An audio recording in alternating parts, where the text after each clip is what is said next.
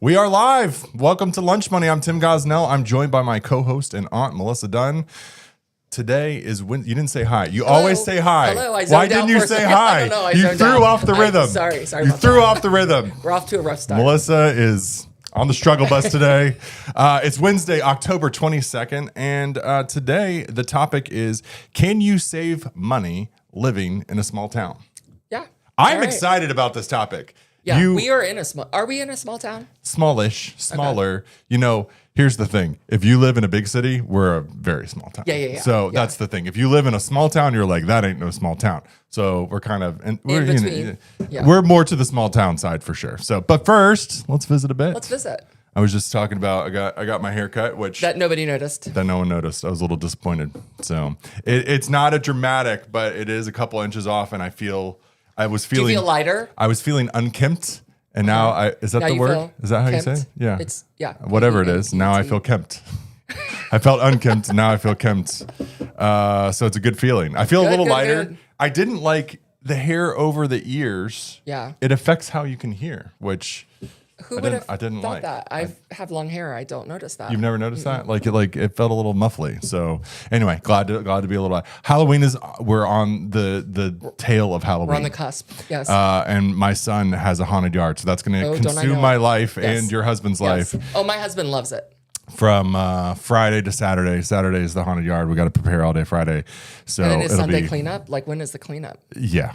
I mean, it's a whole affair. We have probably 20 animatronics close to that we put out. So, and only probably 4 or 5 of them are put together. So they all have to be put together.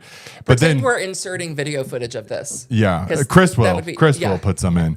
And then, so I'll probably leave them all out Saturday night, and then Sunday will be me bringing them inside, but I'm just going to leave them set up. And then it'll be months long journey of getting them all taken back again and put on the storage shelf and stuff like that. But it'll be fun. I'm telling myself it'll be fun. I need to be relaxed. The whole point of it is to have fun for the children to have fun. and if I'm not having fun, or at least chill, they won't be having fun. So got to stay chill. So that'd be cool.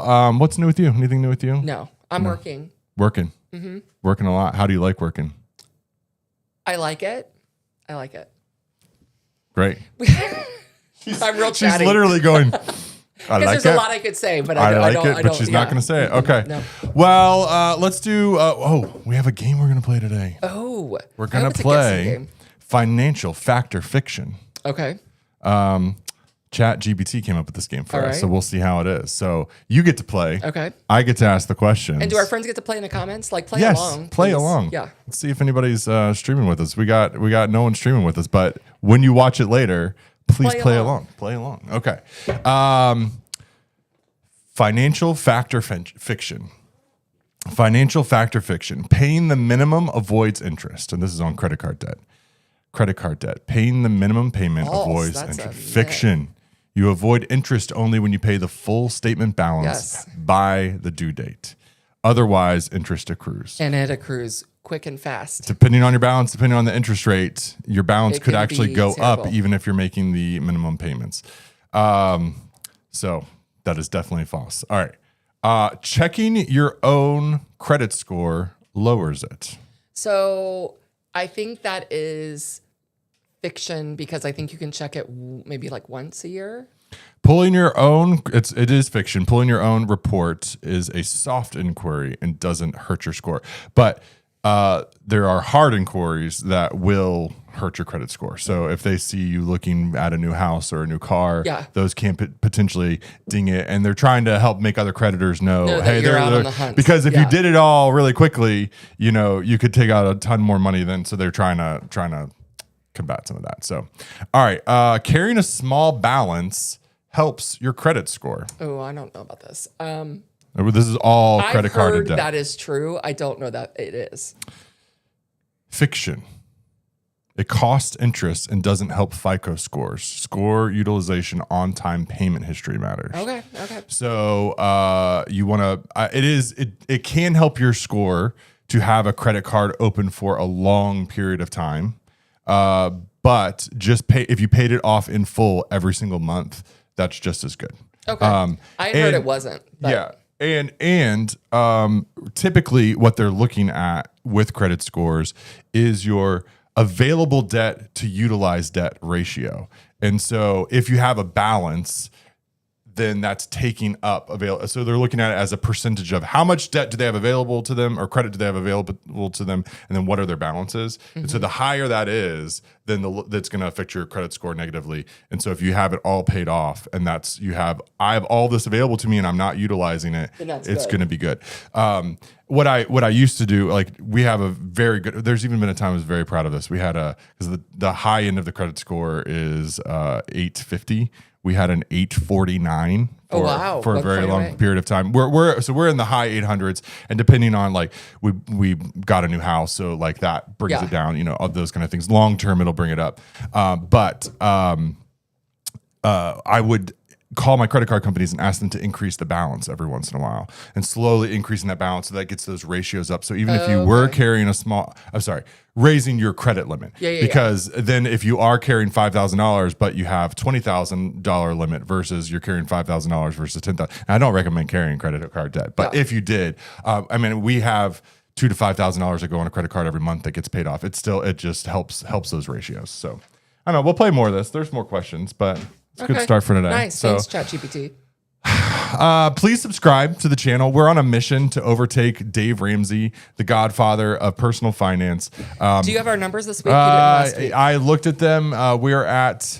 I'm looking at my head. We're at 617. Okay. And he's at 1.1 million. Okay. So we are 1.1 million away. So please subscribe to help us on our journey to overthrow the Godfather. Thanks to all of our new subscribers. If you would please subscribe. And then we're going to move on to today's topic, which is, can you save money living in a small town? Okay. Can you? Well, we'll get to it. You're going to say it depends. But I want to ask you, what's your opinion on small town? Because you have lived here the majority of your life. Yeah. You lived in Florida for a period. Was that a larger city or about the same size? No, that was definitely a larger city. Okay. Delray Beach, Florida. Yeah. So, and you lived in Wilmington. I lived in Wilmington. Lived in Minnesota, was a large city. Which was probably not. Minnesota was a 200 people town city. Yeah. So what are your thoughts? My thoughts are, Lynchburg is the perfect city because, we can go 2 hours, be in Richmond, 2 hours being Raleigh. It's not overcrowded. There's not a ton of traffic. Sometimes with Liberty there can be. The prices are reasonable. Like, all around, I think it's good. Yeah, I grew up here, and a lot of our peers would just be like, "I'm getting out of town." They hated it. I never felt like that. I never felt like that. I did think, and Sarah you used to want to be in a bigger city. Sarah and I thought about living. Like, our plan was that we would move to a larger city for a period of time and then move back when we had kids. We interviewed at some places that just didn't feel right, and then we ended up staying, and then we had kids, and then we're here because this is where we wanted to have kids. So, I like it. I like it. And frankly, we travel quite a bit. And whenever I'm in a big city, I am like, I hate this. I could not live here. I don't want to live here. Get me out of here. Get me back home. And it's so expensive. Like, when we went to DC, just to even get like a soda or a snack, holy cow, it's so expensive. Yeah. So that's what we're talking about today. And I guess, a couple things first off. This is not unbiased. Yeah. This is biased because I've lived in a small town my whole life, and I like small town living. So it is biased. There are financial advantages to living in a large city. But that's not what we're talking about today. We're talking about the small town side. And this is for you if you are living in a small town and you're thinking about moving to a bigger city and you're kind of weighing the financial kind of pros and cons of that. It's also for you if you live in a big city. And this is really, really like the heart of this for me is like, I see and hear stories of people living in large cities struggling for years and years and years. And they seem and feel hopeless. Mm-hmm. Like, the math doesn't math. Like, it doesn't, they can't make the numbers work, even being as conservatively financial and budgeting as they can. And so this is for you if you're in that position. Yeah. And here's the thing, like, it's not an option for some people, like meaning like it is technically an option, but your entire family is in the city. Your entire life, you love the city. Like, I don't like the city. You equally don't like small towns. Yeah. Like, when you go to a small town, and it's just not an option for you. But this is for you if you're struggling and it is an option. Like you're like, oh, would it be different? Would it be different? Could it be better? So, so let's jump in. First off, just the cost of living in general is just going to be less. Now, your compensation is also going to be less for what you're working for in general, but they're typically somewhat proportionate. Housing is going to be less. Utilities are generally less. Property taxes are definitely less. There's all these little things that become less and less. And if you're a high income earner, those small things and those percentages don't make a big difference, right? But if you're on the middle income side of things, it's somewhere between, I would say $40,000 to $80,000 a year household income, it's going to make a bigger difference. Yeah. And it depends on the size of the city, because you start getting into New York City and you make six figures, you make over $100,000 a year. It's still going to be tight. Yeah. It's still going to be hard. So, so it depends on the city and all those kind of things. But most everything is just going to be less expensive. But you're also going to get paid less. Transportation is going to be shorter commutes, less time.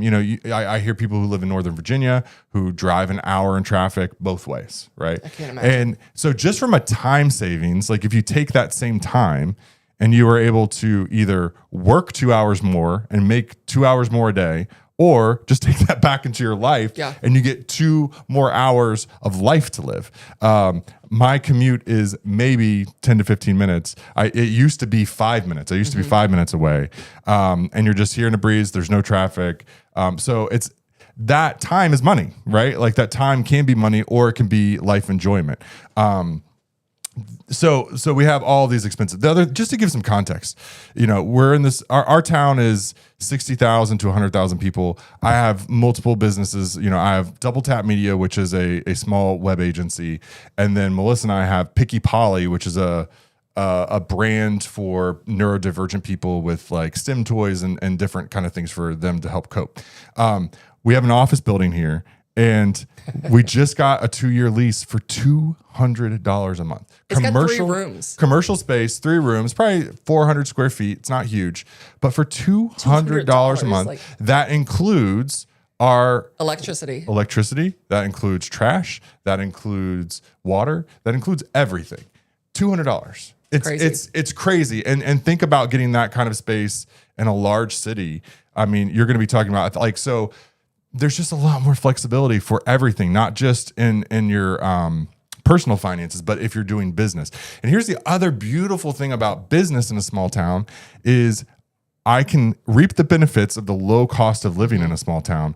But when we're selling our Picky Polly products, or when I'm selling websites, I sell all over the country. Mm-hmm. We sell everywhere, ship everywhere. I do business everywhere. And now I can have my prices be maybe a little high for the area, but compared to New York City, we're a steal of a deal. So it's like now I get to work. There's no boundaries to where I'm working, and I'm benefiting from the low cost of living. And again, our rent here in our office building is very cheap. Our house. If you put our house in a big city, I mean, we're talking about millions of dollars, and it did not cost us millions of dollars. Like when you go to other places and you look at real estate, and it's just like, you can breathe here, like you can live and you can like stretch your legs a little bit. So if that's appealing at all, there's quality of life if you value those things.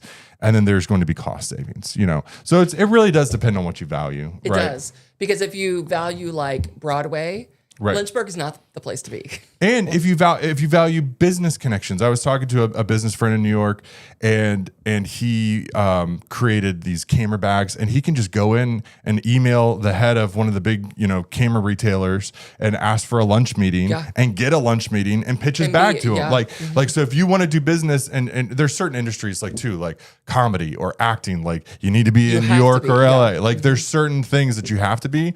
But if you don't have those things and you're okay with a small town, there's a ton of other benefits. What's also is different? Yeah, is our friends who are a little fancier than us. They lived in Philadelphia. They took us the food. Holy smokes, is so good. You're not going to get the same kind of food. You're not going to get that. But from my perspective, if I really wanted that, you take a little trip. take the train. Take the train up to Philly. Take the train up to DC. See a Broadway show. Take a flight up and stay there a couple days, and you can get to. But it's not going to be every night that you're going out, and doing that. And there's a balance. Like Lynch, the town that we live in 20 years ago looked very different than, and I would say like now we have more restaurant options, we have more entertainment options, there's a lot more things to do, and our town 20 years ago would maybe be a little less appealing. So you can find a medium to small middle ground so that you're not like in the middle of nowhere. But some people like being in the middle of nowhere. Some people like that. They want to have 20 acres or whatever. All right. So all of the lower cost of living is just going to help you to be able to save more for retirement. If you're being disciplined, it's going to help you to own more land and property, which is an investment that can long-term be some stability for you.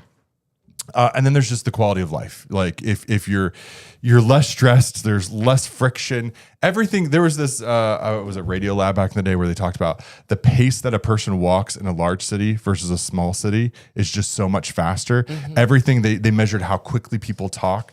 There's just a speed to it. Frenzy. Like it's that the movement around you makes you move faster, and then just everything is just a little. But again, some people like that. I'm not like that. I like to be a little bit more laid back and chill. And so if that lifestyle is appealing to you, you're going to be able to get more of that. And that lack of stress is going to give you more emotional and mental bandwidth to work on your finances. Yeah. When you're tied up in the car because of traffic, you're stressed out because of traffic and work and all these people and all this weird stuff, and like, well, everything's going. And then you get home, it's like, I don't really want to work on my budget. That's already stressful too. But if you had a 5-minute drive, a quiet commute, you got to walk into a house that's yours, you have some land, you can go take off your shoes, walk in the grass a little bit, and you're like, all right, I'm going to work on my butt. Like you have, if you're somebody who gets overstimulated, who doesn't like those things, now you're going to have more mental, emotional capacity to work on them. So, and then the last, which I talked about for business working remote as a business owner, but also as an employee, there's so many remote possibilities where you could get a job that's getting paid more like big city pay, but then living in a small town. So there's so many ways to take advantage of it. I would love to hear from you. Like, do you live in a small town? Do you live in a big town? Which one do you like, and how has it affected your finances? If you are in a big city and you just have continued to struggle and you're like, I don't know how I'm going to make it. I don't know how I'm going to pay my rent. Life is miserable. Just open up your horizons and say, like, maybe I'll just go visit. Maybe I'll pick a couple of small towns. I'll go visit them for a couple of days and imagine what life could be there. And look at some jobs. That would be the other thing, is to like consider some jobs that you'd be able to get there and what you'd get paid. Oh, here's the last part that I didn't cover too. You can be a big fish in a small pond. If you go to New York or a large city, in order to stand out, you have to be the best of the best. You have to be uber exceptional in some way or another. You can come to a small town and be okay and stand out. Yeah, like you really can't. Like, and some of you might be like, well, I want to be the best of the best. Well, then the big city's for you. But if you just want to try hard and do good work and be considered phenomenal, like really stand out and have a lot of job opportunities, you'll be able to do that in a small town. I said that was the last thing, and then I remembered one more, which is connections. Like again, you can make certain connections in big cities that you can't make in small cities, but I can go in almost any restaurant or store and I will see several people that I know. Mm-hmm. And that can be annoying at times for some people in certain ways. But when you're looking for business connections, work connections, relationships for business, and job stuff, like that comes in really, really handy. To have those relationships. So I have had a lot of friends who have grown up here and then moved away. Some of them like it, but there are a fair amount that end up come back. And one of the biggest things that I hear from them is it was really hard to get connected in the same way that we were in that town. So anyway, that's all we got for you. Thanks for tuning in today. We'll see you next week on the channel. Bye-bye.